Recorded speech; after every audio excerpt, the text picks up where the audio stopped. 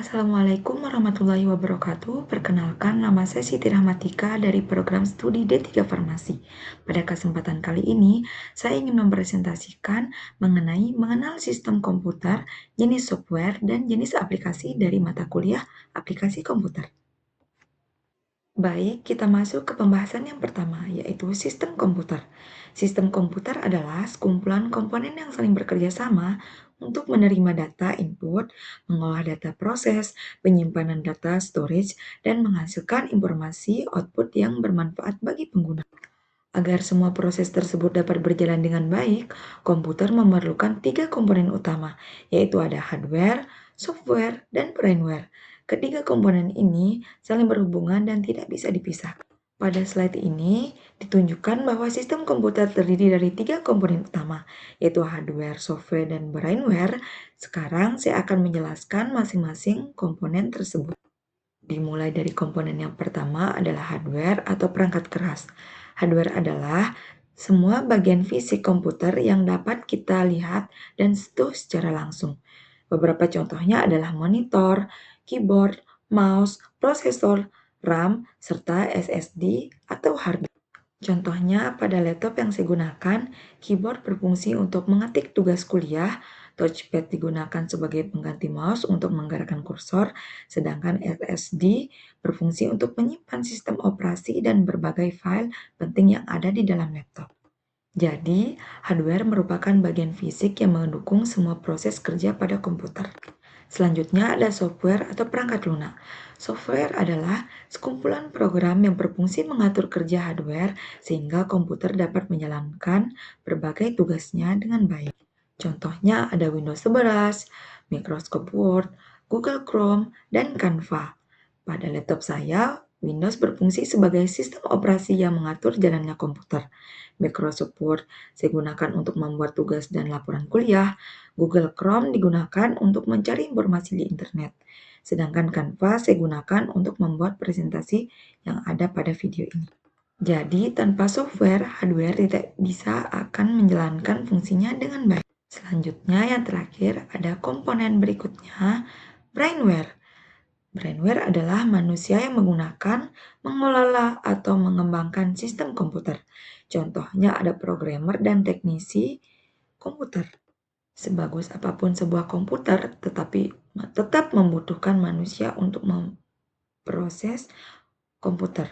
Oleh karena itu, brainware menjadi salah satu komponen yang sangat penting dalam sistem komputer.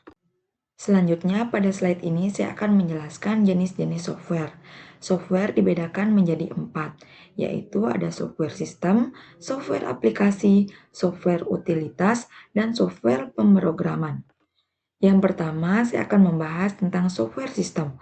Software system berfungsi mengatur seluruh operasi komputer dan menghubungkan hardware dengan pengguna. Contohnya adalah Windows yang digunakan pada komputer dan Linux yang banyak digunakan pada server maupun komputer. Dan yang kedua ada software aplikasi. Software aplikasi digunakan untuk membantu pengguna menyelesaikan pekerjaan tertentu. Contohnya Microsoft Word untuk membantu membuat dokumen dan Microsoft Excel untuk mengolah data serta melakukan perhitungan. Yang ketiga adalah software utilitas. Software utilitas berfungsi menjaga keamanan dan meningkatkan kinerja komputer. Contohnya Windows Defender yang melindungi komputer dari virus, serta SysClear yang digunakan untuk membersihkan file sampah agar komputer tetap berjalan dengan baik. Yang terakhir ada software pemrograman. Software ini digunakan untuk membuat aplikasi atau program. Contohnya Visual Studio Code yang digunakan untuk menulis dan mengedit kode program. Serta Python yang dapat digunakan untuk membuat aplikasi, website, bahkan teknologi kecerdasan buatan atau AI. Jadi, setiap jenis software memiliki fungsi yang berbeda-beda, tetapi semua saling mendukung dalam penggunaan komputer. Pada slide ini ditampilkan beberapa contoh jenis aplikasi yang sering digunakan dalam kehidupan sehari-hari. Setiap aplikasi memiliki kategori fungsi dan contoh penggunaan yang berbeda-beda.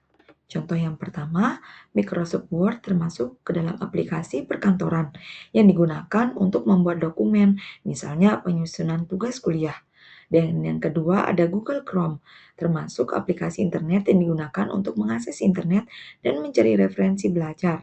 Dan yang ketiga ada VLC Media Player, merupakan aplikasi multimedia yang berfungsi memutar video atau musik, misalnya untuk menonton video pembelajaran.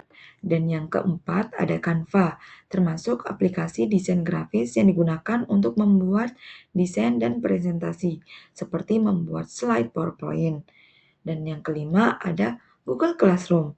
Google Classroom adalah aplikasi pendidikan yang digunakan untuk mengelola pembelajaran, misalnya mengumpulkan tugas dari dosen. Dan yang keenam ada WhatsApp, termasuk aplikasi komunikasi yang digunakan untuk bertukar pesan dan file serta berdiskusi dengan teman-teman. Yang ketujuh ada ChatGPT, merupakan aplikasi berbasis AI yang dapat membantu menjawab pertanyaan, mencari ide, dan memahami materi kuliah.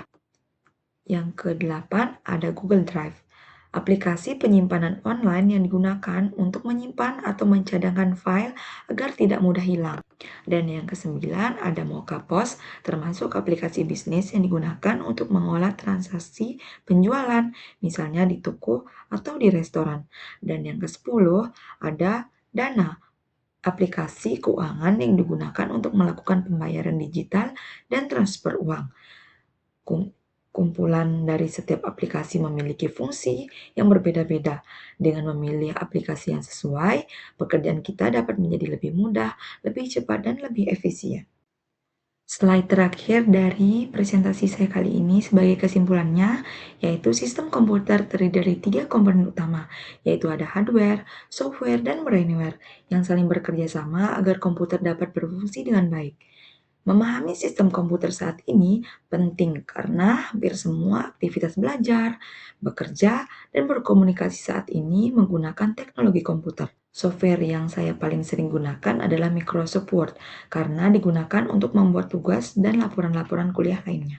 Sedangkan aplikasi yang paling membantu aktivitas belajar saya adalah ChatGPT karena dapat membantu menjelaskan materi, mencari referensi, memberikan contoh, serta membantu menyusun ide ketika mengerjakan tugas.